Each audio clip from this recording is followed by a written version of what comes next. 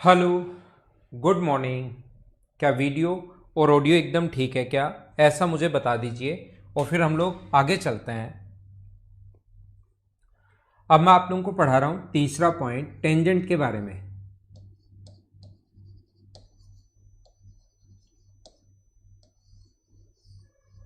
Tangent या स्पर्श रेखा।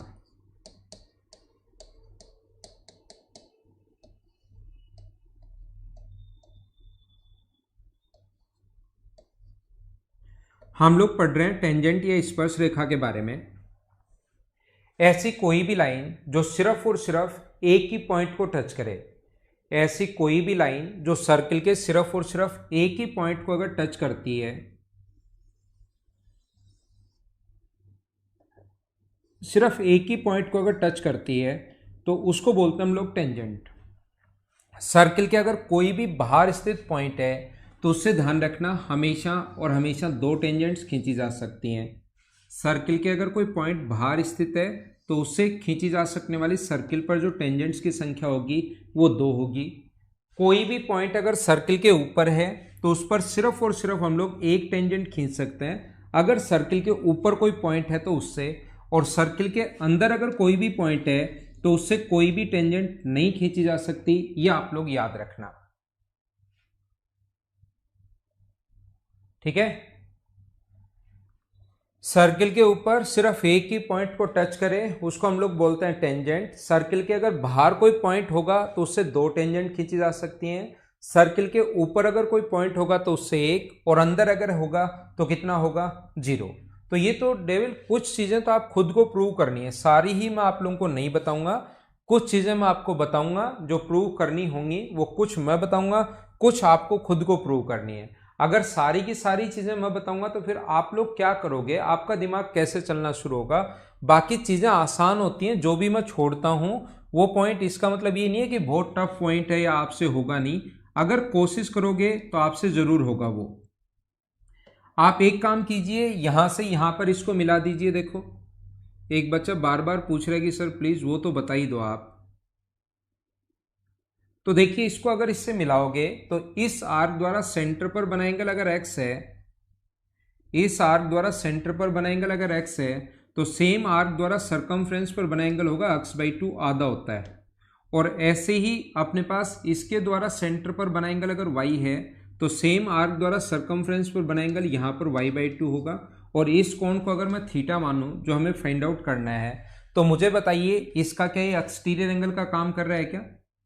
इस ट्रायंगल में, इस वाले ट्रायंगल की अगर मैं बात करूं,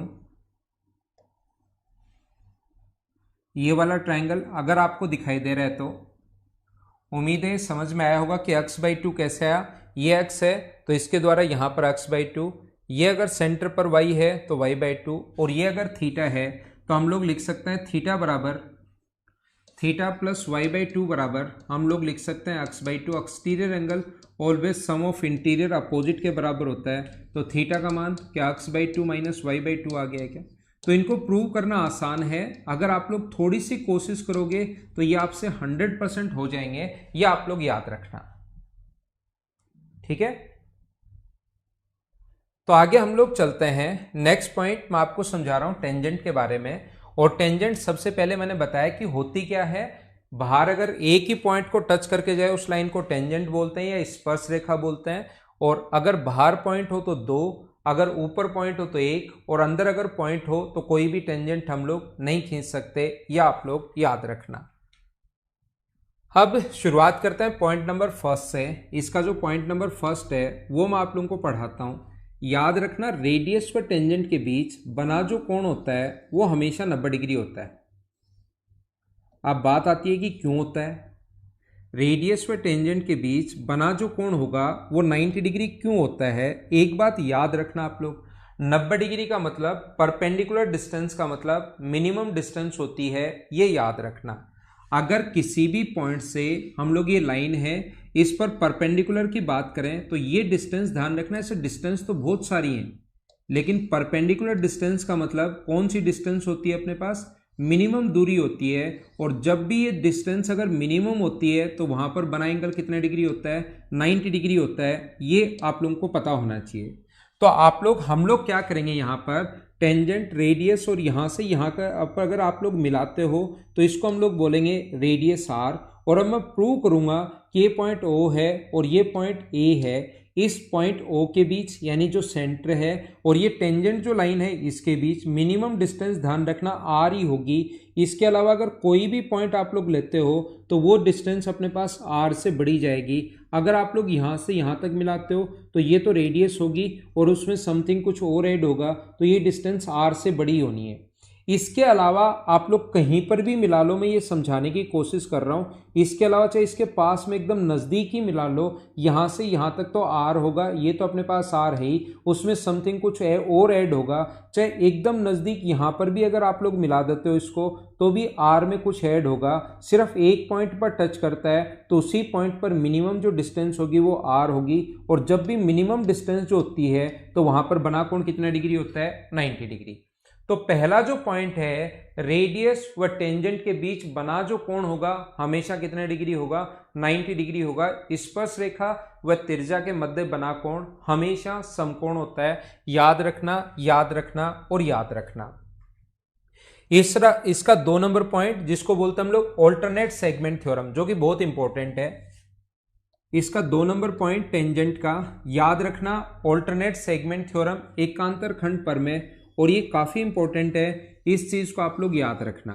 अगर कभी भी टेंजेंट, ये कोई भी टेंजेंट व कोण के बीच बना, ये एक ही थ्योरम है बस। अगर ये वाला एंगल कभी भी अगर x हो, ये वाला एंगल अगर अपने पास x हो या थीटा हो, तो याद रखना इसके विपरीत साइड इधर कहीं भी कोण बने वो हमेशा x होगा। ये होती है अपने पास ऑल्टरनेट सेगमेंट थ्योरम, एकांतर खंड परमेय। ये अपने पास ऑल्टरनेट सेगमेंट थ्योरम है, एकांतर खंड परमेय है, जो काफी इंपॉर्टेंट है। इसके क्वेश्चंस आ सकते हैं या पहले भी आए हुए हैं। याद रखना ये कोण अगर x होगा, ऑल्टरनेट सेगमेंट का मतलब विपरीत साइड। मैं आपको क्या बताना चाह रहा हूं, मैं आपको ये बताना चाह रहा हूं कि कभी भी ये एंगल अगर y है अपने पास, ये एंगल अगर y है तो इधर कहीं भी एंगल बने वो विपरीत साइड टेंजेंट व कोण के बीच, ये टेंजेंट का काम करिए, कोण है, तो ये वाला जो एंगल होगा वो y होगा। ये मैं आपको बताने की कोशिश कर रहा हूं। फिर मैं सिखा देता हूं, क्या सिखा रहा हूं, मैं आपको ये बता रहा हूं कि कभी भी अगर अपने पास रेडियस व टेंजेंट अगर ऐसा अपने पास है, ये कोण अगर अपने पास थीटा है, ये वाला एंगल अगर थीटा है, तो इस साइड कहीं भी एंगल बनो विपरीत साइड, जरूरी नहीं इसी पॉइंट पर, विपरीत साइड, ये अपने पास कोण है और ये अपने पास टेंजेंट है। टेंजेंट व कोण के बीच बना एंगल अगर थीटा है तो ऑल्टरनेट सेगमेंट में, मतलब इसके विपरीत साइड इधर ऑल्टरनेट सेगमेंट में कहीं भी कोण बने वो हमेशा थीटा होगा। ये आप लोगों को याद रखना चाहिए, ऐसा क्वेश्चन आपके सामने कभी भी बन सकता है। अब बात आती है कि ऐसा क्यों होता है, तो हम लोग क्या करते हैं, ये आप लोग अक्स मानकर इसको अक्स प्रूव कर सकते हो, या इसको अक्स पहले ले लो और प्रूव कर सकते हो कि ये भी अक्स होगा। अब बात आती है कि क्यों होगा, देखो इसको इससे मिला दो और इसको इससे मिला दो। अभी थोड़ी देर पहले ही मैं आपको बता कर आया हूं रेडियस व टेंजेंट के बीच बना कोण 90 डिग्री होता है। अभी भी मैंने बताया रेडियस व टेंजेंट के बीच बना कोण 90 डिग्री होता है। ये हमने रेडियस यहां पर मिला दी, तो ये एंगल अगर x होगा तो ये एंगल होगा 90 माइनस एक्स। रेडियस हमेशा बराबर होती हैं, इसके सामने 90 माइनस एक्स है तो इसके सामने भी 90 माइनस एक्स होगा।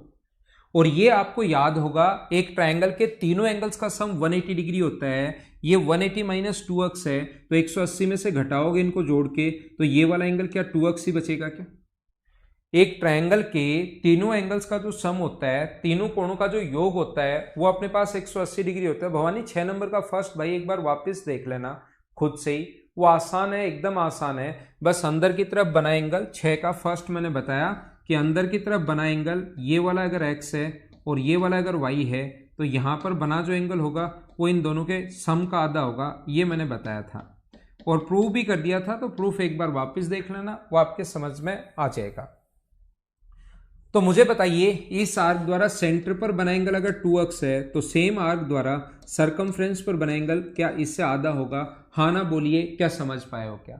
ये मैं आपको पहले से बता देता हूं कि कुछ लोग करेंगे कुछ भी नहीं और वो खुद ही कंफ्यूज हो जाएंगे, उनको पता ही नहीं लगेगा 2x कैसे आया, बस देखते रहेंगे 2x कैसे आया। जबकि मैं बोल चुका हूं कि इन दोनों का तीनों का सम 180 डिग्री होता है। इनका सम 180 माइनस 2x है और तीनों का सम होता है 180। तो 180 में से इसको अगर घटाओगे आप लोग तो माइनस अंदर जाएगा, तो 180 से 180 कट गया, माइनस माइनस मिलके प्लस का 2x हो जाएगा। ऐसे आएगा, ये करने की कोशिश करोगे तो हो जाएगा आपसे खुद से भी। तो ये 2 नंबर पॉइंट था। पहला, रेडियस व टेंजेंट के बीच बना कोण 90 डिग्री होता है। दूसरा, अपने पास यहां पर मैंने समझाने की कोशिश की ऑल्टरनेट सेगमेंट थ्योरम, एकांतर खंड प्रमेय, ये आप लोग याद रखना। टेंजेंट व कोण के बीच बना ये एक ही थ्योरम है जो आपको पता होनी चाहिए, जो आप लोगों को याद रखनी चाहिए। 3 नंबर जो पॉइंट है इसका, पॉइंट नंबर 3, वो अपने पास ऐसा है,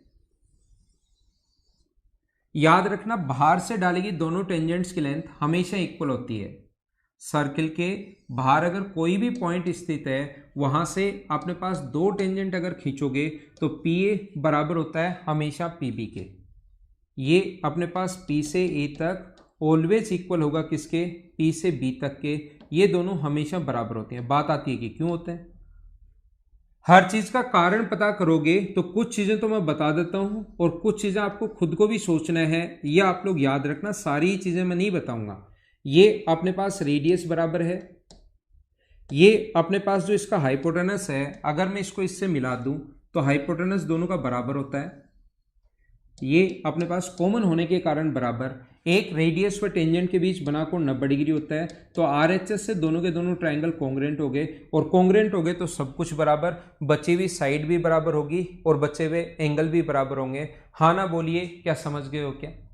और याद रखना, ये एंगल फिर इसके बराबर होगा, ये वाला एंगल और ये वाला एंगल दोनों बराबर होते हैं। इसके साथ ही ये पॉइंट भी याद रखना कि अगर कभी भी 2 टेंजेंट खींची जाए और इसको, इस पॉइंट को सेंटर से मिलाने वाली लाइन हमेशा इसका एंगल बाइसेक्टर होती है, हमेशा इसका कोण समद्विभाजक होती है। ये आप लोग ध्यान रखना, इस चीज को आप लोग याद रखना। तो ये था अपने पास पॉइंट नंबर 4।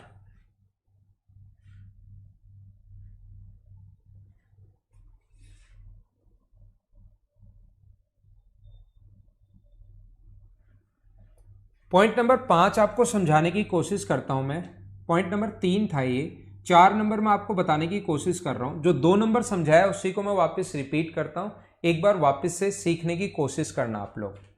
अगर कभी भी ऐसा है, देखना, ऑल्टरनेट सेगमेंट थ्योरम का मतलब यहां पर ये वाला एंगल अगर अपने पास टेंजेंट व कोण के बीच ये वाला एंगल अगर x है, वापस समझाता हूं मैं आपको एक बार, कौन सा 2 नंबर पॉइंट वापस मैं बता रहा हूं। तो इधर कहीं भी एंगल बने, वो याद रखना विपरीत साइड, वो वाला एंगल जो होगा वो अपने पास x होगा। मैं आपको क्या बताने की कोशिश कर रहा हूं, मैं आपको ये बताने की कोशिश कर रहा हूं, ऑल्टरनेट सेगमेंट थ्योरम का मतलब होता है अपने पास विपरीत साइड। मान लो ये वाला कोण अगर y है, तो विपरीत साइड इधर कहीं भी कोण बने वो हमेशा y होगा। यहां पर कहीं भी अगर कोण बनता है तो हमेशा y होगा। ये बात मैं आपको समझाने की या बताने की कोशिश कर रहा हूं। हाँ ना बोलिए कि एकदम ठीक है क्या। तो देखो, जब हम लोगों ने अलग अलग डायग्राम अगर बनाया, एक डायग्राम हम लोगों ने ऐसे बना लिया, एक डायग्राम ऐसे बना लिया, अगर दोनों ही चीजें एक ही डायग्राम में लिखना चाहूं मैं, ये जो इधर अगर x है, इधर अगर अपने पास x है, तो ये y की जगह क्या मैं 180 माइनस एक्स लिख सकता हूं क्या। y की जगह क्या मैं 180 माइनस एक्स, अलग अलग डायग्राम में बनाया, एक तरफ x ले लिया, एक तरफ y ले लिया। मैं क्या करता हूं, देखिए आप लोग कोशिश करना समझने की। यहां पर पॉइंट नंबर 4, वो तो अलग अलग डायग्राम जब था, एक तरफ मैंने x ले लिया था और एक तरफ मैंने y ले लिया है। अगर कभी भी मैं ये बोलता हूं कि टेंजेंट व कोण के बीच ये वाला एंगल अगर x है, ये वाला एंगल अगर x है, तो इस साइड कहीं भी कोण बने वो हमेशा x होगा। दूसरा अलग डायग्राम बनाया, तब मैंने इस तरफ x ले लिया था, एक तरफ y ले लिया था। अगर एक ही डायग्राम में मैं बनाना चाहूं तो क्या ये वाला जो एंगल होगा वो क्या अपने पास 180 माइनस एक्स होगा क्या, और ये वाला अगर 180 माइनस एक्स है, तो इसको अगर मैं यहां पर मिलाता हूं, इसको यहां पर अगर मैं ज्वाइन करता हूं, तो मुझे बताइए क्या ये वाला भी 180 माइनस एक्स होगा क्या y की जगह। और मैं चीजें एक दूसरे से रिलेट करते हुए चलता हूं, पहले वाला जो पॉइंट पढ़ा है उसी से अगला पॉइंट, उसी से और अगला पॉइंट, उसी से और अगला पॉइंट। मुझे आप लोग ये बता दीजिए, ये जो अपने पास क्वाड्रिलेटरल दिखाई दे रहा है, ये जो क्वाड्रिलेटरल आपको दिखाई दे रहा है चतुर्भुज, ऐसा हुआ क्यों, वापस मैं हमेशा इसलिए समझाता हूं ताकि आपको एक नया पॉइंट समझा सकूं। मुझे आप लोग ये बताइए, इस वाले में अपने पास इसको नाम दो, अगर मैं P Q R और S, तो सारे लोग मिलकर मुझे बताओ एंगल P और R का सम कितना होगा। मुझे ये बताइए एंगल P और एंगल R का जो सम होगा वो क्या अपने पास 180 डिग्री होगा क्या? क्यों होगा? क्योंकि ये वाला तो अपने पास x है, ये वाला अपने पास x है और ये वाला अपने पास 180 माइनस x है, अक्स x कट गया है, तो क्या आंसर जो आ गया अपने पास क्या 180 डिग्री आ गया है क्या? तो ध्यान रखना, ये चीज आप लोग याद रखना कि यहां पर अपने पास ये जो अपने पास है ये 180 degree angle P plus angle R बराबर 180 डिग्री है, 180 डिग्री है। तो यहां पर क्या मुझे बताइए बचे हुए दोनों, क्योंकि एक चतुर्भुज के चारों कोणों का योग 360 डिग्री होता है, अगर इन दोनों का सम 180 डिग्री है तो क्या अपने पास ये दोनों जो बचे इनका सम भी क्या 180 डिग्री होगा क्या? तो मैं आपको बताना चाह रहा हूं यहां पर एक क्वाड्रिलेटरल के चारों वर्टेक्स अगर सर्किल की सरकमफ्रेंस पर है, एक चतुर्भुज के चारों शीर्ष अगर वृत्त की परिधि पर हैं, तो उसका नाम होता है साइक्लिक क्वाड्रिलेटरल, चक्रीय चतुर्भुज। और चक्रीय चतुर्भुज के विपरीत कोणों का जो योग होता है वो हमेशा 180 डिग्री होता है। क्यों होता है वो चीज तो मैंने यहां पर आप लोगों को समझाने की कोशिश की है, मैंने बताने की कोशिश की है। P Q R S cyclic है और अपोजिट एंगल्स का सम 180 डिग्री क्यों है, वो चीज मैंने यहां पर समझाने की कोशिश की है। तो 4 नंबर पॉइंट ये है, ये मैंने पहले प्रूव कर दिया, अब आगे बताता हूं। 4 नंबर पॉइंट ही है ये, याद रखना अपने पास किसी भी क्वाड्रिलेटरल के एक चतुर्भुज अगर है और उसके चारों वर्टेक्स अगर सर्किल की सरकमफ्रेंस पर हों, अगर चारों वर्टेक्स सर्किल की सरकमफ्रेंस पर हों तो उसको बोलते हैं हम लोग साइक्लिक क्वाड्रिलेटरल या चक्रीय चतुर्भुज। इसका नाम जो होता है पी क्यू आर एस, जो क्वाड्रिलेटरल अपने पास पी क्यू आर और एस, उसका जो नाम होगा साइक्लिक क्वाड्रिलेटरल। ये एक चक्रीय चतुर्भुज है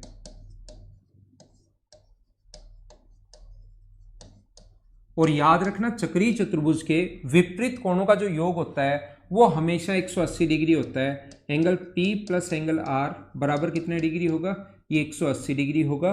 और angle Q plus angle S बराबर भी जो होगा अपने पास angle Q plus angle S, ये भी कितने डिग्री होगा, 180 डिग्री होगा। चक्रीय चतुर्भुज के विपरीत कोणों का योग जो होता है वो 180 डिग्री होता है, ये आप लोग ध्यान रखना। यहां पर एक प्रॉपर्टी इसकी और याद रखना, आप लोग एक प्रॉपर्टी और याद रखना, ये जो अपने पास इसके जो दोनों डायगोनल्स हैं, एक प्रॉपर्टी ये आप लोगों को याद रखनी चाहिए, अगर अपने पास दोनों डायगोनल्स अगर हैं तो अपने पास ध्यान रखना पी आर स्क्वायर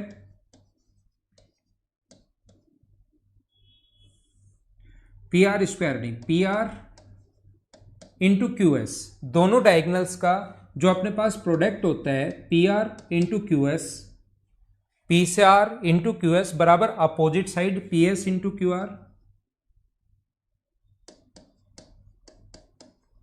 ये क्वेश्चन एसएससी का नहीं है भाई, फिर भी अगर कभी टेस्ट सीरीज वगैरह दो, मॉक वगैरह अगर आप लोग लगाते हो तो उसमें ऐसा आ सकता है, इसलिए मुझे बताना जरूरी है। और मैं आपको ये चीज बता रहा हूं कि अपने पास P S into Q S, P S into Q R plus P Q into S R plus P Q into S R, ये अपने पास है। ये जो अपने पास होगा P R into Q S बराबर होगा P S into Q R plus P Q into S are.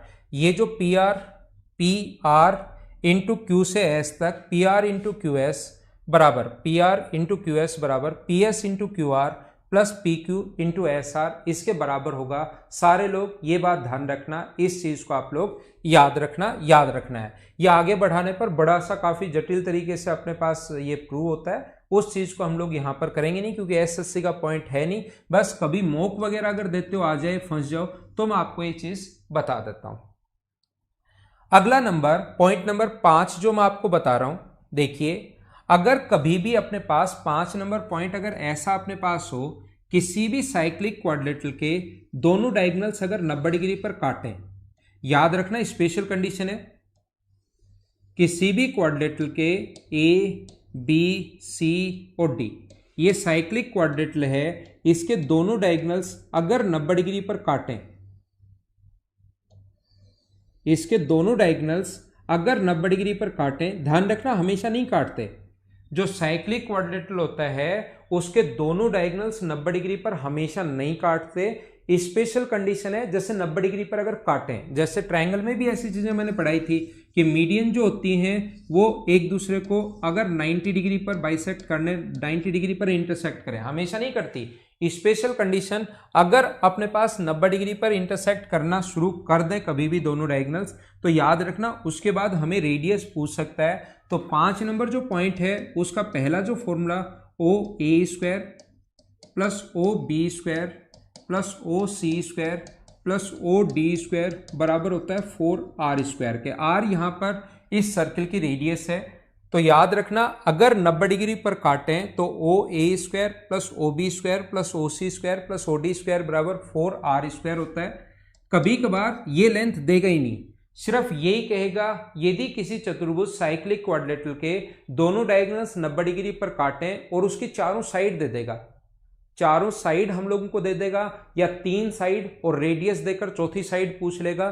तो याद रखना अपने पास ए बी स्क्वायर, इसके डायगोनल्स के स्क्वायर का ए बी स्क्वायर, साइड का square plus C A square, A B square plus B C square plus C D square plus D A square बराबर होता है कितना अपने पास 8r स्क्वायर। यहां पर अपने पास वो लिख कर देगा हम लोगों को, यहां पर स्पेशल केस है, लिखा हुआ हमारे पास मिलेगा यदि किसी साइक्लिक क्वाड्रेटल के दोनों डायगोनल्स 90 डिग्री पर इंटरसेक्ट करें, चक्रीय चतुर्भुज के दोनों विकर्ण एक दूसरे को 90 डिग्री पर अगर काटें, तो फिर अपने पास रेडियस पूछ लेता है चारों साइड देकर। इसकी चारों साइड्स हमें गिवन होंगी और उसके बाद हमारे पास रेडियस इसकी पूछ लेता है।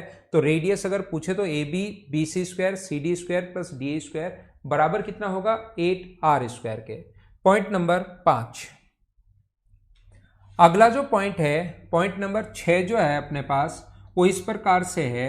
6 में अपने पास 2 पॉइंट मैं आपको बताता हूं। यदि किसी क्वाड्रेटल के चारों वर्टेक्स सर्किल की सरकमफ्रेंस पर टच करें तो उसको हम लोग साइक्लिक क्वाड्रेटल बोलते हैं। लेकिन किसी क्वाड्रेटल की चारों साइड अगर सर्किल की सरकमफ्रेंस को टच करें तो ये अपने पास टेंजेंट का काम करने लग जाएंगी। इसको बोलते हैं टेंजेंटिकल क्वाड्रेटल या स्पर्श रेखीय चतुर्भुज। इस चीज का जो नाम होता है इसको हम लोग बोलते हैं टेंजेंटिकल क्वाड्रेटल या स्पर्श रेखीय चतुर्भुज। ये नाम होगा इसका, क्योंकि चारों साइड ही अपने पास ए बी सी और डी चारों साइड ही टेंजेंट का काम करने लग जाती हैं। ठीक है, चारों साइड ही अपने पास अगर टेंजेंट का काम करने लग जाएं, स्पर्श रेखा का काम करने लग जाएं, तो फिर इसको टेंजेंटिकल क्वाड्रेटल स्पर्श रेखीय चतुर्भुज बोलते हैं। और इससे रिलेटेड अपने पास 2 पॉइंट हैं, पॉइंट नंबर 1 और पॉइंट नंबर 2। 2 क्वेश्चन आ सकते हैं 2 टाइप से। एक तो याद रखना अपोजिट साइड्स का sum A B plus C D always बराबर होता है, A B plus C D always बराबर होगा किसके, A D plus B C के, A D plus B C के। ऐसा क्वेश्चन बनाता है वो। ये 6 है, ये 5 है, ये 8 है, तो बताइए इसकी लेंथ क्या होगी। ऐसा क्वेश्चन आ सकता है। 4 टेंजेंट होंगी तो टेंजेंटिकल क्वाड्रेटल या स्पर्श रेखीय चतुर्भुज इसको बोलते हैं।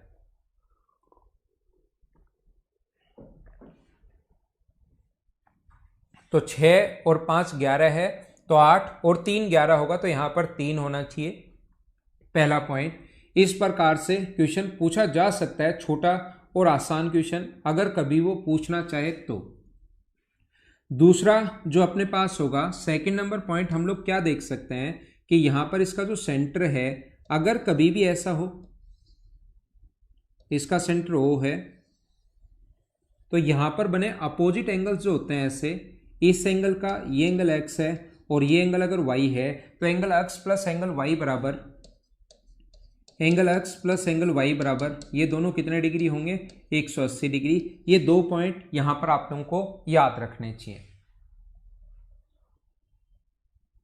ठीक है, अब मैं क्या बता रहा हूं आप लोगों को, देखिए।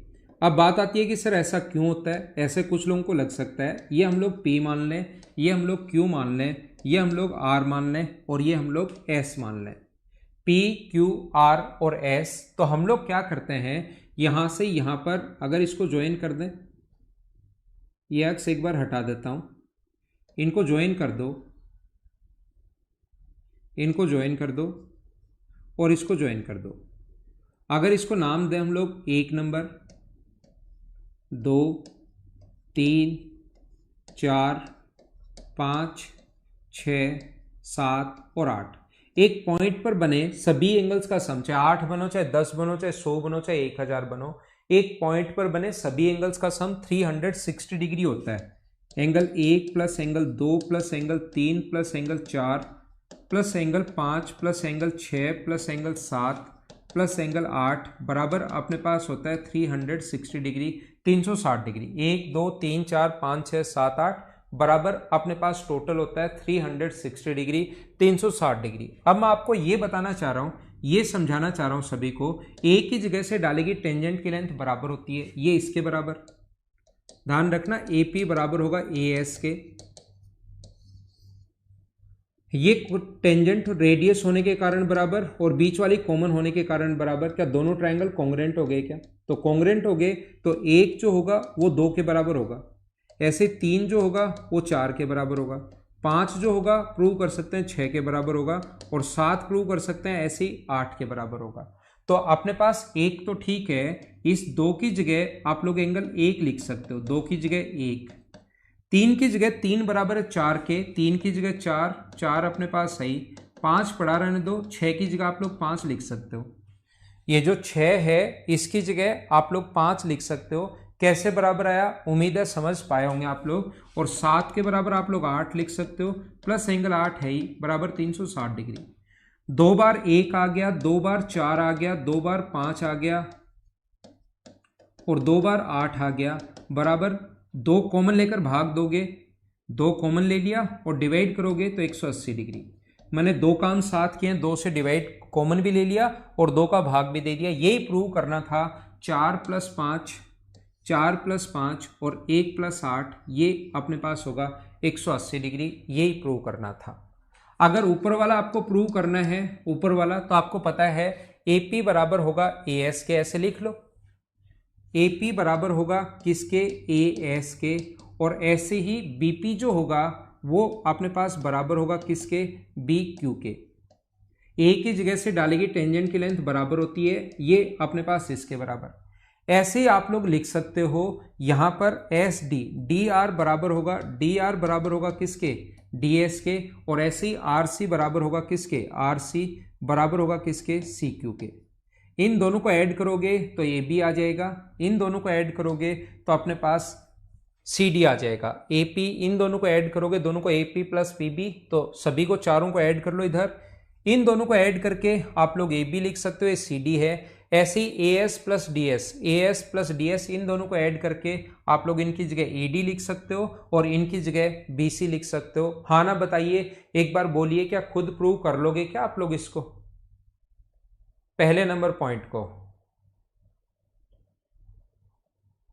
अब थोड़ा सा और आगे बढ़ता हूं मैं, अगला पॉइंट आप लोगों को करवाता हूं, पॉइंट नंबर 7।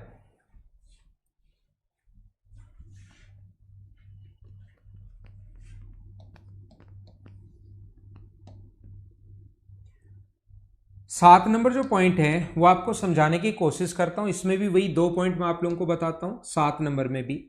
यहां पर ध्यान रखना, 2 कोर्स 2 सर्किल अगर हैं, पहले 7 नंबर में वैसे ही देख लो, 2 सर्किल अगर एक दूसरे को इंटरसेक्ट नहीं कर रहे,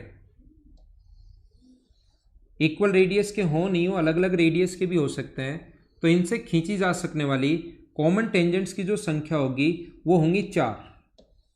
2 सर्किल एक दूसरे को टच नहीं कर रहे तो खींची जा सकने वाली कॉमन टेंजेंट्स की संख्या 4 होगी। याद रखना, इनको जो डायरेक्ट है ना, ऊपर वाली, ये ऊपर वाली और नीचे वाली, इनको बोलते हैं डायरेक्ट कॉमन टेंजेंट, सीधी उभयनिष्ठ स्पर्शरेखा, इसको बोलते हैं डायरेक्ट कॉमन टेंजेंट। और ये वाली जो होती हैं, ये ऐसे जो हैं इस प्रकार से, ये इन दोनों को बोलते हैं ट्रांसवर्सल कॉमन टेंजेंट प्रतिच्छेदी उभयनिष्ठ स्पर्श रेखा। अगर दो सर्किल एक दूसरे को टच कर रहे हो, अगर दो सर्किल एक दूसरे को टच कर रहे हो तो फिर इनसे खींची जा सकने वाली दो तो डायरेक्ट कॉमन टेंजेंट होंगी और एक अपने पास ट्रांसवर्सल कॉमन टेंजेंट होगी। दोनों एक दूसरे को इंटरसेक्ट करें तो इंटरसेक्ट करें तो दो कॉमन टेंजेंट होंगी ऐसे। अगर दोनों एक दूसरे को अंदर से ऐसे टच कर रहे हो तो अपने पास खींची जा सकने वाली कॉमन टेंजेंट्स की संख्या 1 होगी, और अगर दोनों इस प्रकार से हों तो खींची जा सकने वाली टेंजेंट्स की संख्या कितनी होगी? 0 होगी। ये आप लोग ध्यान रखना, ये आप लोग याद रखना। इसके साथ ही 7 नंबर पॉइंट में मैं बता देता हूं आपको, एक पॉइंट से पास होने वाले सर्किल की जो संख्या होगी वो इनफाइनाइट होगी। एक पॉइंट से इनफाइनाइट सर्किल पास हो सकते हैं, ये आप लोग ध्यान रखना, इसको आप लोग याद रखना। एक पॉइंट से पास होने वाले सर्किल की संख्या होगी इनफाइनाइट, दो पॉइंट से पास होने वाले सर्किल्स की संख्या भी इनफाइनाइट होगी, याद रखना। दो पॉइंट से अपने पास डायमीटर हो, छोटी कोड हो और छोटी कोड हो, अपने पास किसी भी बड़े सर्किल की कोड हो ये ऐसे, तो याद रखना दो पॉइंट से पास होने वाले सर्किल्स की संख्या भी इनफाइनाइट होगी। 3 पॉइंट से पास होने वाले सर्किल्स की जो संख्या होगी, अगर वो कोलिनियर नहीं है तो उनसे पास होने वाले सर्किल की संख्या हमेशा और हमेशा कितनी होगी? ध्यान रखना 1 होगी, क्योंकि 3 पॉइंट से ट्रायंगल बना सकते हो और किसी भी ट्रायंगल का सरकम सर्किल जो होता है वो केवल और केवल 1 होता है। तो 3 पॉइंट से पास होने वाले सर्कल्स की संख्या हमेशा और हमेशा 1 होगी, ये बात ध्यान रखना। अगर वो कोलिनियर सरेखीय एक सीधी रेखा में नहीं है तो, अगर ये सीधी रेखा में है तो अपने पास होने वाले सर्कल्स की संख्या 0 होगी, और अगर सीधी रेखा में नहीं है तो पास होने वाले सर्कल्स की संख्या 1 होगी। 3 पॉइंट से पास होने वाले सर्कल की संख्या 1 होगी, अगर वो कोलिनियर नहीं है तो, सरेखीय है तो 0 होगी। 2 पॉइंट से भी अपने पास इनफाइनाइट सर्किल पास हो सकते हैं और 1 पॉइंट से भी इनफाइनाइट सर्किल पास हो सकता है। बात कर रहा हूं मैं टेंजेंट की यहां पर, तो ये एक बार बीच में मैंने वैसे ही समझा दिया। 8 नंबर पॉइंट में आपको ये बता रहा हूं, इसमें वही दो चीजें मैं आपको समझाऊंगा 8 नंबर में। एक बात छोटी सी आप लोग ध्यान रखना, दो सर्किल अगर एक दूसरे को इंटरसेक्ट नहीं कर रहे और टच भी नहीं कर रहे हैं, ऐसे अगर हो तो याद रखना इससे डायरेक्ट कॉमन टेंजेंट की संख्या तो 2 होगी, लेकिन उसकी लेंथ अगर कभी भी फाइंड आउट करनी पड़े, यहां से यहां तक की लेंथ अगर फाइंड आउट करनी पड़े तो याद रखना ये अपने पास रेडियस व टेंजेंट के बीच बना कोण 90 डिग्री, रेडियस व टेंजेंट के बीच बना कोण 90 डिग्री, और डिस्टेंस बिटवीन सेंटर्स जो है, दोनों सेंटर्स के बीच की दूरी अगर अपने पास d है तो इसको बोलते हैं डायरेक्ट कॉमन टेंजेंट। और डायरेक्ट कॉमन टेंजेंट ये पहला है 8 में पहला, डायरेक्ट कॉमन टेंजेंट की लेंथ निकालने का जो फॉर्मूला होता है, इसकी डिस्टेंस निकालने का जो फॉर्मूला होगा वो होगा डिस्टेंस बिटवीन सेंटर्स का स्क्वायर, और वो दिया हुआ मिलेगा, गिवन होगा। ठीक है राहुल, यहां पर मैं क्या कह रहा हूं कि यहां पर याद रखना, यहां से अगर अपने पास डिस्टेंस बिटवीन सेंटर्स का स्क्वायर जो गिवन होगी, आप चिंता मत करना,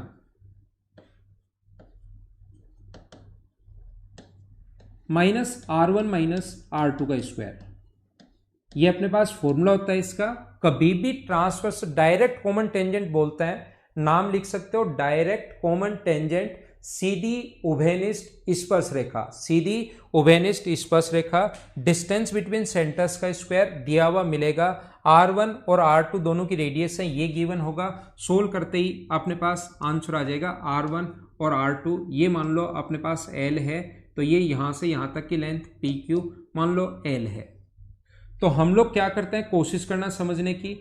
इस टाइप के क्वेश्चन को सोल्व करने का तरीका होगा, ये रेडियस व टेंजेंट के बीच बना कोण 90 डिग्री, ये 90 डिग्री, यहां से आप लोग परपेंडिकुलर डाल दो, परपेंडिकुलर डाल दोगे तो ये एक रेक्टेंगल बन जाएगा। ये अगर r2 है तो ये बचेगा अपने पास r2, तो नीचे वाला जो बचा, ये टोटल अगर यहां से यहां तक r1 था तो नीचे वाला जो बचेगा वो मुझे बताइए, क्या r1 - r2 बचेगा क्या?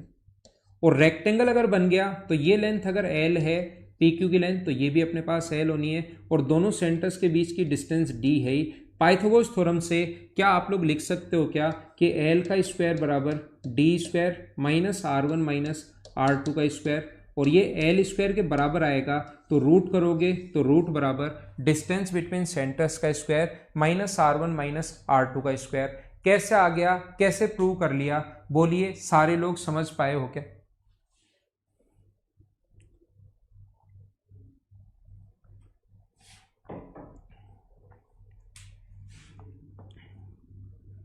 इसमें जो 2 नंबर पॉइंट है वो आपको ध्यान रखना है, खुद प्रूव करने की कोशिश करनी है। एक मैंने समझा दिया, एक आपको प्रूव करने की कोशिश करनी है, और कोशिश करोगे तो आपसे हो जाएंगे, ऐसा नहीं है कि नहीं होगा,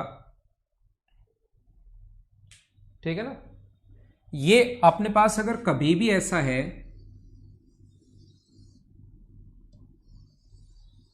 ये इसकी रेडियस अगर R1 है, सेंटर O1 मान लो, इसका सेंटर मान लीजिए O2 है, ये दोनों के सेंटर को मिलाने वाली डिस्टेंस की लेंथ अगर d है, तो यहां से अपने पास जो ट्रांसवर्सल कॉमन टेंजेंट होती है, जो इसको मान लो काट रही है P और Q पर, ये अपने पास R1 मान लो जो P पर काट रही है, और ये मान लो अपने पास R2 है जो अपने पास Q पर काट रही है। तो ध्यान रखना, अब की बार ट्रांसवर्सल कॉमन टेंजेंट की जो लेंथ होगी, प्रतिच्छेदी उभयनिष्ठ स्पर्श रेखा की जो लंबाई होगी, वो सेम यही तरीका होता है जो अपने पास ये फॉर्मूला है, डिस्टेंस बिटवीन सेंटर्स का स्क्वायर जो दिया हुआ मिलेगा, गिवन होगा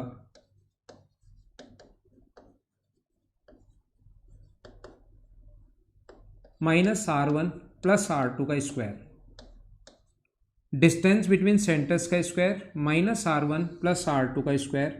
ये अपने पास फॉर्मूला है दोनों, एक ट्रांसवर्सल, दोनों फॉर्मूले में डिफरेंस देख लेना भाई, डिस्टेंस बिटवीन सेंटर्स का स्क्वायर तो है ही है, यहाँ R1 प्लस R2 का स्क्वायर होता है, जबकि यहाँ पर R1 माइनस R2 का स्क्वायर होगा। ये आप लोग ध्यान रखना।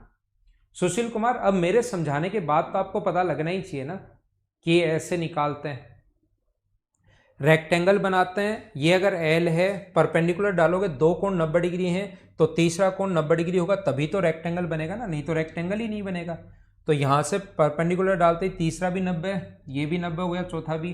तो अपने पास ये R2 है तो R2 लिख सकते हो, नहीं तो आप लोग क्या लिखोगे, इसके बराबर ये इधर कैसे लेकर आओगे आप?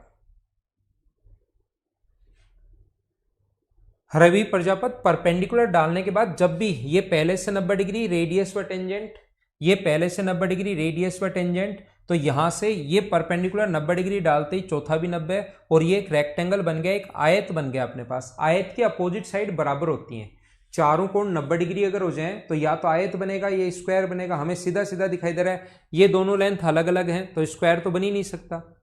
ये स्क्वायर तो तब बनता जब ये दोनों बराबर होती, तो रेक्टेंगल बन रहा है। रेक्टेंगल में इसके सामने की साइड ये और इसके सामने की साइड ये दोनों बराबर होंगी। यहां पर अपने पास ये वाली जो आकृति बन गई है, ये अपने पास एक रेक्टेंगल बन गया है, ये वाला।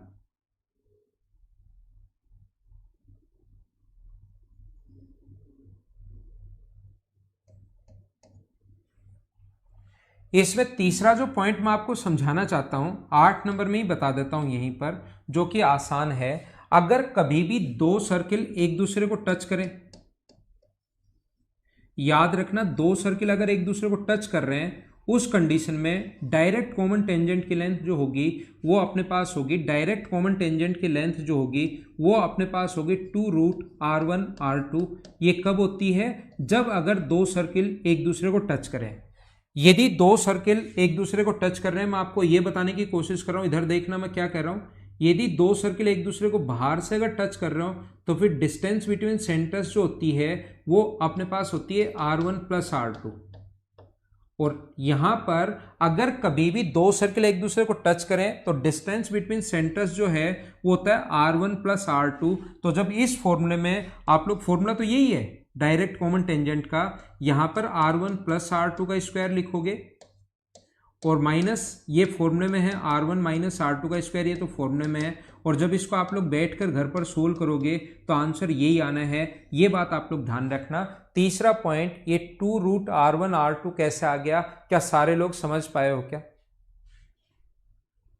हाँ, फ्री गए, वो भी आपकी बात मैंने देख लिया। आपने यही पूछा कि दोनों सर्किल अगर एक दूसरे को टच करें, तो मैंने आपके लिए ये लिख दिया है। ठीक है लोकेश भाई, आपको पूरी बात एकदम अच्छे से समझ में आ रही है, तो एकदम ठीक है। थैंक यू कि आपको मैं सारी चीज़ें समझा पा रहा हूँ। हम लोग एक दूसरे से चीज़ें रिलेट करते हुए पढ़ते हैं। अब यहाँ पर दोनों सर्कल अगर एक दूसरे को बाहर से टच कर रहे हो तो रेडियस अपने पास दोनों सेंटर्स के बीच की डिस्टेंस ये होती है। घर पर बैठे बैठे किसी बच्चे के दिमाग में आ सकता है कि सर एक दूसरे को अंदर से टच करें तो ध्यान रखना दोनों सेंटर्स के बीच की जो डिस्टेंस होती है वो अपने पास होगी, दोनों सेंटर्स के बीच की दूरी उस कंडीशन में होती है अपने पास r1 माइनस r2 होती है दोनों सेंटर्स के बीच की डिस्टेंस। कौन सी कंडीशन में? अगर अंदर टच करें तो ये होती है, बस वैसे ही बता दिया डिस्टेंस बिटवीन सेंटर्स, क्योंकि ये बताया है तो इसके साथ ये भी बताना जरूरी होता है। बोलिए एकदम ठीक है क्या, और क्या सही तरीके से आप समझ पाए हो क्या? सब कुछ आसान होता है, सब कुछ आसान। अगर दोनों एक दूसरे को बाहर से टच करें तो अपने पास distance between centre r1 plus r2 होती है, अंदर से टच करें तो r1 माइनस r2। ये तो मैंने वैसे ही बता दिया। यहां पर 3 पॉइंट बताएं। डायरेक्ट कॉमन टेंजेंट की डिस्टेंस निकालने का फॉर्मूला ये होता है, ट्रांसवर्सल कॉमन टेंजेंट की लेंथ निकालने का फॉर्मूला ये होता है, और दोनों सर्किल अगर एक दूसरे को टच करें तो अपने पास होता है 2√r1r2। अगला देखिए पॉइंट नंबर 9। अगर कभी भी दो सर्किल अगर एक दूसरे को टच कर रहे हो, देखना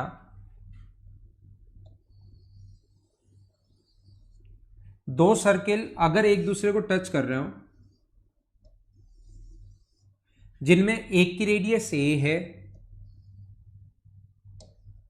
और एक की रेडियस अपने पास b है, ये इसकी डायरेक्ट कॉमन टेंजेंट है, सीधी उभयनिष्ठ स्पर्श रेखा है, और यहां पर एक और सर्किल बना दिया जिसकी रेडियस c है। याद करो मेंसुरेशन में भी ये बता कर आया था, लेकिन वहां पर इसका प्रूफ नहीं करवाया था। इसकी रेडियस अगर c है तो मुझे बताइए क्या 1/√c बराबर ये होता है 1/√c बराबर 1/√a प्लस 1/√b। ये अपने पास पॉइंट नंबर है 9 का पहला, ये अपने पास 9 का पहला पॉइंट है अपने पास। ये अपने पास a है, ये अपने पास b है, और यहां पर अगर अपने पास c एक सर्किल अगर बना दिया जाए तो याद रखना ऐसा क्यों होता है। देखिए मुझे बताओ क्या दोनों सर्किल नंबर, इसको फर्स्ट नाम देता हूं, इसको सेकंड नाम देता हूं और इसको थर्ड नाम देता हूं, ताकि बोलते ही आपको समझ में आए। क्या सर्किल फर्स्ट और थर्ड टच कर रहे हैं क्या एक दूसरे को? मुझे बताइए क्या सर्किल फर्स्ट और थर्ड एक दूसरे को टच कर रहे हैं क्या? आप बोलोगे हाँ टच कर रहे हैं। और दो सर्किल एक दूसरे को टच करें तो डायरेक्ट कॉमन टेंजेंट की लेंथ क्या 2√AC में लिख सकता हूं क्या? ऐसे ही मुझे बताइए क्या सर्किल 2 नंबर और 3 नंबर एक दूसरे को टच कर रहे हैं क्या? क्या 2 नंबर और 3 नंबर एक दूसरे को टच कर रहे हैं क्या? आप कहोगे हाँ टच कर रहे हैं, तो इसकी जो लेंथ होगी वो क्या 2√BC होगी क्या? और फिर मैं बोलूँ क्या 1 नंबर और 2 नंबर भी एक दूसरे को टच कर रहे हैं क्या? आप बोलोगे हाँ सर 1 नंबर और 2 नंबर भी टच कर रहे हैं। तो ये जो टोटल लेंथ होगी यहां से यहां तक डायरेक्ट कॉमन टेंजेंट की लेंथ, क्या इसको मैं 2√AB भी लिख सकता हूं क्या? तो इन दोनों का सम यहां से यहां तक तो ये है अपने पास, और यहां से यहां तक ये है। इन दोनों को अगर जोड़ दूं 2√AC प्लस 2√BC, इनको अगर ऐड कर दूं तो मुझे बताइए 2√AB के बराबर आना चाहिए क्या? कॉमन आके 2 से 2 तो कट जाएगा। और सभी जगह अच्छा फॉर्मूला बनाने के लिए, वैसे होता यही है, ध्यान रखना होता यही है, लेकिन सुंदर फॉर्मूला बनाने के लिए, इस टाइप का बनाने के लिए, लिखने के लिए हम लोग क्या करते हैं, सभी जगह √ABC से भाग दे दो। यहां भी, यहां भी और यहां भी √ABC से डिवाइड कर दो, तो ये आया 1/√B, ये आया 1/√A और ये आया अपने पास 1/√C। कैसे आ गया बोलिए, समझ पाए हो क्या?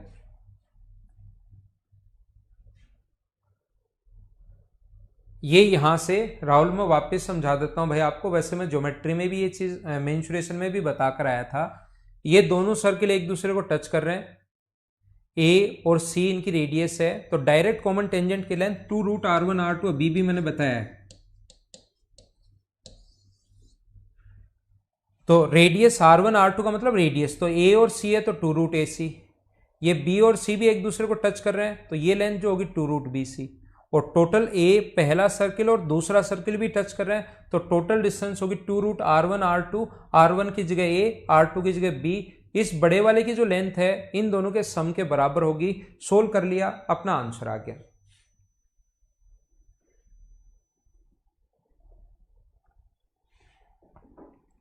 इसका एक पॉइंट यहां पर समझा देता हूं, वैसे ये मेंसुरेशन में समझा कर आया हूं, प्रत्येक में मैं 2-2 पॉइंट ले रहा हूं। ये आपको एक सेमी सर्किल में यहां 2 सेमी सर्किल बना दिए जाएं और यहां पर एक और सर्किल बना दें जो इन तीनों को टच करे। तो इसकी रेडियस अगर r है तो इसकी रेडियस का फॉर्मूला भाई आपको याद है क्या? ये मेंसुरेशन का पार्ट है, वैसे ही याद दिला रहा हूं आपको एक बार वापस। r का जो मान होता है वो होता है nr/2n+1। हाँ ना बोलिए, क्या याद है क्या? और n जो होता है वो होता है नंबर ऑफ सेमी सर्किल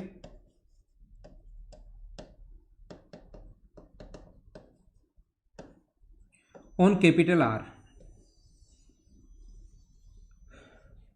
हाँ ना बोलिए, ये चीजें मुझे बताते जाओ, ये याद करवा रहा हूं मैं आपको ताकि याद हो जाए। साथ साथ कोई चीज पहले की भी मैं बता देता हूं। तो R का मान यहां पर एक सेमी सर्किल है तो n का मान यहां पर 1 रखेंगे, तो R की जो वैल्यू आ जाएगी वो आ जाएगी R/3। जब भी आप लोग n का मान अगर 1 रखोगे तो 2, 3, 4, 5 कितने भी इस पर आ सकते हैं। और इससे रिलेटेड मैंने फॉर्मूला आपको मेंसुरेशन में भी ये लिखवा कर आ गया हूं, अगर आपको याद हो तो ये चीज मैंने पहले बता दी है, ये आपके लिए नया नहीं है। और ऊपर वाला का मैंने समझा दिया कि क्यों आता है। ये था पॉइंट नंबर 9। 10 नंबर जो पॉइंट है, मुझे आप लोग ये बताइए, पॉइंट नंबर 10, अगर कभी भी सर्किल 3 सर्किल इस प्रकार से हो, देखना 3 सर्किल अगर इस प्रकार से हो जिनके दोनों तरफ अगर हम लोग टेंजेंट खींच सकते हैं, 3 सर्किल अपने पास इस प्रकार से हो जिनके दोनों तरफ अगर हम लोग टेंजेंट खींच सकते हैं, मतलब ऐसे अपने पास हो, इसकी रेडियस R1 मान लो, इसकी रेडियस R2 मान लीजिए, और इसकी रेडियस आप लोग R3 मान लीजिए। एक अपने पास R1 है, एक अपने पास R2 है और एक अपने पास R3 है। तो यहां पर ये देखिए, एक बच्चा ऐसे लिख रहा है कि sir number of semi circle odd अगर हो तो ऐसा क्वेश्चन, वहां पर भी मैंने बताया था, भूल जाते हो ज्योमेट्री में भी, कि मैं ऐसा क्वेश्चन ये बता रहा हूं जब भी अपने पास यहां 2 हो तो 2, लेकिन कभी ऐसा क्वेश्चन अगर आ गया घर पर बैठे बैठे आपके दिमाग में ऐसा लग सकता है कि सर ऐसे आ गया यहां पर,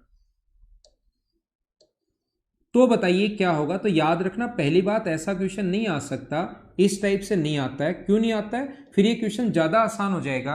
ये अगर अपने पास R है, ये अपने पास R है, रेडियस अगर अपने पास R है, तो मुझे सबसे पहले बताइए, ये 1, 2, 3, 4, 5 सेमी सर्किल बन गए, तो 5 की रेडियस अपने पास क्या मैं लिख सकता हूं क्या कि अपने पास 5, इनकी रेडियस क्या मैं लिख सकता हूं क्या? A अगर है तो 5 अगर है तो 10A बराबर 2R। इसका मतलब एक की जो रेडियस होगी वो क्या R/5 कैसे आया? इसकी रेडियस क्या समझ पाए हो क्या?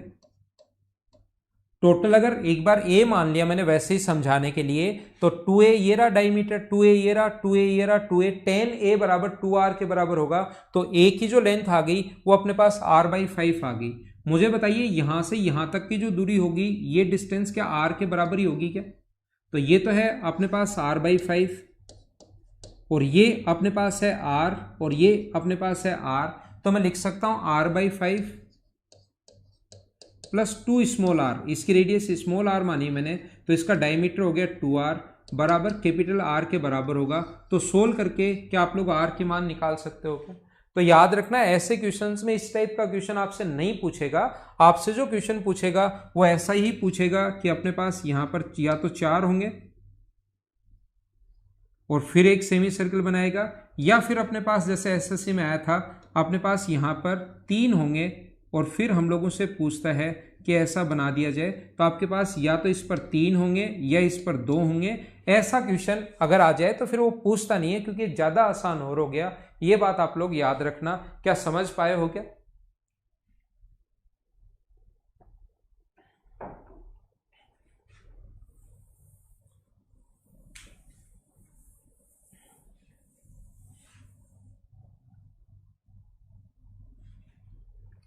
तो देखिए मैं आपको क्या समझा रहा हूं, इसके दोनों तरफ अगर टेंजेंट अपने पास हो, इसकी रेडियस r1 है, इसकी रेडियस अगर r1 है, इसकी रेडियस अगर r2 है और इसकी रेडियस अगर r3 है, आपने पास इसकी रेडियस r1 ये r2 और इसकी रेडियस अगर r3 है, तो हमेशा ये चीज ध्यान रखना r2 बराबर होगा किसके, r3 इंटू r1 के रूट के बराबर होता है। ये बात आपको पता होनी चाहिए। R2 ऑलवेज इक्वल होगा, R2 हमेशा बराबर होगा किसके, R1 प्लस R3 के, क्योंकि रेडियस व टेंजेंट के बीच बना जो कोण होता है वो 90 डिग्री होता है, ऐसा आपको पता होगा। इसका सेंटर O1 मान लो, इसका सेंटर O2 मान लो और इसका सेंटर O3 मान लीजिए। तो मुझे आप लोग ये बताओ, ये वाली जो डिस्टेंस होगी वो किसके बराबर होगी? दोनों सर्किल अगर एक दूसरे को टच करें तो डायरेक्ट कॉमन टेंजेंट की लेंथ 2√r1r2 होता है, अगर आपको याद हो तो। और रेडियस व टेंजेंट के बीच बना कोण 90 डिग्री तो होता ही है। मुझे बताइए आगे वाले की लेंथ की अगर मैं बात करूं, यहां से यहां तक ये लेंथ कितनी होगी? ये वाली दूरी की अगर मैं बात करूं तो ये वाली जो लेंथ होगी ये होगी 2√r2r3। और मुझे बताइए क्या आपने एक बार सीखा था क्या कि एक ही लाइन पर अगर कॉरस्पॉन्डिंग एंगल संगत कोण बराबर है, 90 है, 90 है, 90 है, तो संगत कोण बराबर होने के कारण लाइन पैरेलल होंगी। और अगर लाइन पैरेलल हो, 3 ट्रांसवर्सल लाइन अपने पास ऐसे हैं, ये 3 लाइन पैरेलल लाइन ऐसे हैं, 2 ट्रांसवर्सल लाइन, एक PQR है और दूसरा STU अगर है, तो मैंने सिखाया था आपको PQ अपॉन QR बराबर होता है किसके, ST अपॉन TU के बराबर होता है। ये बात मैंने आपको बताई थी। तो मुझे आप लोग ये बताइए, ये बात अगर मैंने सिखाई थी तो क्या यहां से मैं लिख सकता हूं क्या कि ये अपॉन ये 2√r1r2 अपॉन 2√r2r3 बराबर होगा अपने पास यहां से O1 अपॉन O2। तो इसकी रेडियस R1 है, इसकी रेडियस R2 है, तो ये टोटल होगा R1 प्लस R2। ये अपने पास R2 है और आगे वाला अपने पास R3 है, तो ये टोटल होगा R2 प्लस R3। क्या ऐसा मैंने बताया था, याद है क्या?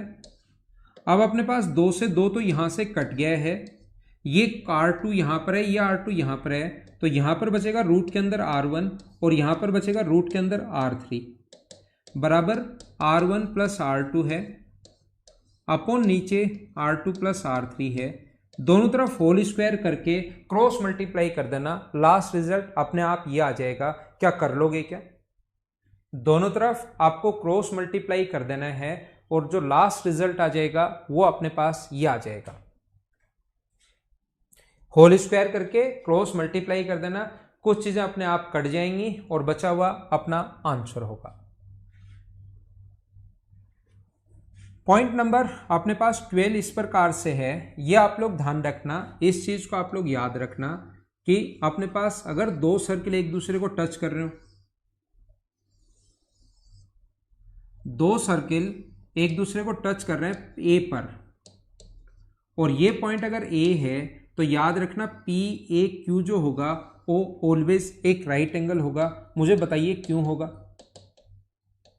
PAQ जो होगा वो हमेशा 90 डिग्री होगा। अब बात आती है कि 90 डिग्री क्यों होगा, चलो करो आप लोग।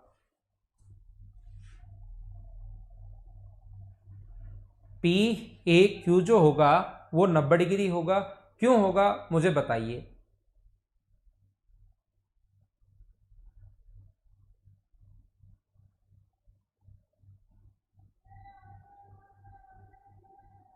देखना हम लोग क्या करते हैं, मुझे बताइए इस पॉइंट से यहां पर अगर एक पॉइंट S में डाल दूं, यहां पर मैं एक लाइन मिला देता हूं, S से A को मैंने मिला दिया यहां से, तो क्या A की जगह से डालेगी दोनों टेंजेंट की लेंथ बराबर होती है क्या? मुझे बताओ। तो इस सर्किल में ये अपने पास इधर वाले सर्किल की बात करूं तो एस पी बराबर है एस ए के, और इधर अगर मैं बात करूं तो एस ए बराबर है एस क्यू के।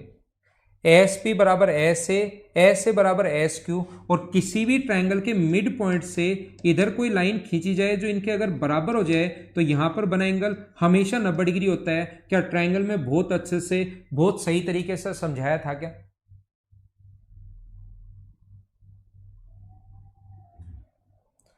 इसका टेंजेंट थोड़ा सा बड़ा पॉइंट है, इसका पॉइंट नंबर 13 और उसके बाद 14, दो ही पॉइंट हैं, और उसके बाद सर्किल अपने पास खत्म। इसके भी दो पॉइंट होंगे। यदि कोई भी सर्किल दो ट्रांसवर्सल कॉमन टेंजेंट होगी, याद रखना ये अगर ट्रांसवर्सल कॉमन टेंजेंट है तो दोनों सेंटर्स को मिलाने वाली लाइन को उसी रेशियो में डिवाइड करती है। ये O1 C1 मान लो, और ये O2 और ये C2 मान लो, C2 सर्किल दूसरा। तो याद रखना O1P जो ट्रांसवर्सल कॉमन टेंजेंट होगी, प्रतिच्छेदी उभयनिष्ठ स्पर्शरेखा जो होगी, वो दोनों सेंटर्स को मिलाने वाली लाइन को उसी रेशियो में डिवाइड करती है। O1P और O2P का रेशियो वही होगा जो रेशियो अपने पास O1 C1 और जो रेशियो है O2 C2 का, मतलब रेडियस के रेशियो में ही होती है। ये तो होती है, बात करता है ट्रांसवर्सल कॉमन टेंजेंट की। और जब भी ट्रांसवर्सल कॉमन टेंजेंट की बात करते हैं तो साथ डायरेक्ट कॉमन टेंजेंट की बात तो होती ही होती है। मुझे बताइए डायरेक्ट कॉमन टेंजेंट जो होगी, क्या दोनों सेंटर्स को मिलाने वाली जो लाइन है, ये अपने पास दोनों सेंटर्स को मिलाने वाली लाइन O1 O2 है? तो मुझे आप लोग ये बताइए,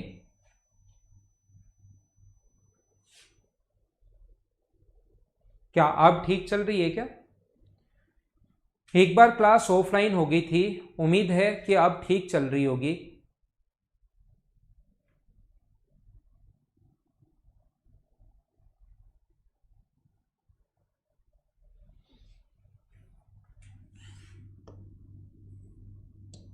ठीक है ना? मुझे बताइए दोनों सेंटर्स को मिलाने वाली लाइन को डायरेक्ट कॉमन टेंजेंट क्या कहीं पर इंटरसेक्ट कर रही है क्या? आप कहोगे सर डायरेक्ट कॉमन टेंजेंट तो ऊपर है, कहीं भी इंटरसेक्ट नहीं कर रही। तो याद रखना इसको थोड़ा सा आगे बढ़ाने पर, ये जो है इसको थोड़ा सा आगे बढ़ाने पर ये बाहर यहां पर इंटरसेक्ट करती है अपने पास P पर। तो यहां से बाहर की तरफ अगर इंटरसेक्ट कर रही है O1 C1 और O2 C2, तो याद रखना O1P अपॉन O2P का रेशियो वही होगा जो O1 C1 upon O2 C2। ये अपने पास ये जो है डायरेक्ट कॉमन टेंजेंट, ये यहां से यहां तक O1 C1 है, O2 C2 है। ये रेशियो सेम ही होता है चाहे डायरेक्ट कॉमन टेंजेंट हो या ट्रांसवर्सल कॉमन टेंजेंट हो। लेकिन याद रखना ट्रांसवर्सल कॉमन टेंजेंट अंदर की तरफ होती है इसलिए अंतानुपात आता है, ये बाहर की तरफ होती है इसलिए ये बाह्य अनुपात आता है। मैं क्या समझा रहा हूं इधर ध्यान देना। मैं आपको ये बता रहा हूं, मुझे आप लोग ये बताइए क्या रेडियस व टेंजेंट के बीच बना कोण 90 डिग्री होता है क्या? ये कोई अजीब नहीं है, आप सोचोगे कहां से आता है, ऐसे क्या क्या चीजें हम लोग समझ रहे हैं। ये बिल्कुल आसान पॉइंट है, 13 नंबर में रिपीट कर रहा हूं। मुझे ये भी बताइए साथ ही, क्या वर्टिकली अपोजिट एंगल शीर्षाभिमुख कोण हमेशा बराबर होते हैं क्या? वर्टिकली अपोजिट एंगल शीर्षाभिमुख कोण हमेशा बराबर होते हैं। तो मुझे बताइए क्या अपने पास दो ट्रायंगल, एक तो रेडियस व टेंजेंट 90 डिग्री और एक एंगल वर्टिकली अपोजिट एंगल बराबर होते हैं। दो ट्रायंगल के दो एंगल बराबर होते ही क्या दोनों के दोनों ट्रायंगल PC1 O1 और दूसरा ट्रायंगल अपने पास PC2 O2 क्या दोनों सिमिलर हो गए क्या? और सिमिलरिटी से फिर भुजाएं समान अनुपात में होती हैं, तो ये चीज लिख सकते हैं। ऐसे ही रेडियस व टेंजेंट के बीच बना कोण तो 90 डिग्री, ये दोनों ट्रायंगल में कॉमन है, ये दोनों ट्रायंगल में कॉमन है। तो मुझे बताइए ट्रायंगल PC1 O1 और ट्रायंगल क्या PC2 O2 क्या दोनों के दोनों सिमिलर हो गए क्या? PC1 O1 और PC2 O2 दोनों के दोनों ट्रायंगल जो हैं वो अपने पास सिमिलर हो गए, और सिमिलर होते ही भुजाएं समान अनुपात में होती हैं, और समान अनुपात में दो लिख लिया, एक को छोड़ दिया। इसमें एक विशेष तौर पर ध्यान रखना, इसमें भी रेशियो देखो वही होता है जो रेडियस का रेशियो है। दोनों सेंटर्स को मिलाने वाली लाइन को मान लो ये P पर काटती है, तो अपने पास यहां पर भी रेशियो वही है O1 C1 O2 C2, और यहां पर भी रेशियो सेम है, लेकिन ध्यान रखना ये अंदर की तरफ है, इसलिए इसको इंटरनली डिवीजन अंत अनुपात हम लोग बोलते हैं, इंटरनली रेशियो हम लोग बोलते हैं अंत अनुपात। जब भी क्वेश्चन आए, क्वेश्चन में मैं और इसको बता दूंगा। और जब अगर डायरेक्ट कॉमन टेंजेंट होती है तो याद रखना ये अंदर तो कहीं काटती नहीं, इस वाले भाग को कोई भी लाइन सेगमेंट अगर है तो इस वाले भाग को इसका इंटरनल पार्ट बोलते हैं, और आगे बढ़ाने पर कोई लाइन काटे तो उसको बाह्य विभाजन बोलते हैं। तो यहां पर इसके साथ जो नाम आता है बाहर की तरफ है, इसलिए इसके साथ नाम आता है बाह्य अनुपात है, एक्सटर्नली डिवीजन है। ठीक है ना। ट्रांसवर्सल अगर हुई तो अंत अनुपात आएगा, अगर डायरेक्ट कॉमन टेंजेंट हुई तो अपने पास बाह्य अनुपात आएगा। ये आप लोग याद रखना। नटवर कुमार अप्लाई नहीं कर पा रहे हो थ्योरी, तो मैं अब क्वेश्चन से करवाऊंगा परसों से। अब हम लोग क्वेश्चंस पर ही आ गए हैं और परसों से फिर बहुत सारे क्वेश्चंस करवाऊंगा। धीरे धीरे आप लोग अपने आप सीख जाओगे। अभी का लास्ट पॉइंट, पॉइंट नंबर 14, और आज की क्लास का लास्ट पॉइंट, और सर्किल का भी लास्ट पॉइंट। अगर दो सर्किल एक दूसरे को इंटरसेक्ट करें पॉइंट ए और बी पर, और ये इसकी डायरेक्ट कॉमन टेंजेंट है 2 PQ और SR,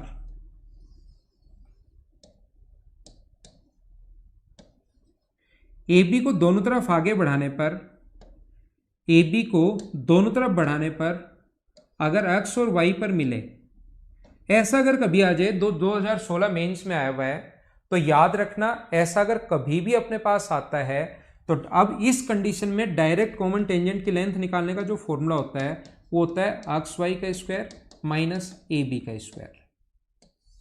जैसे वो कहेगा XY की लेंथ अगर 5 है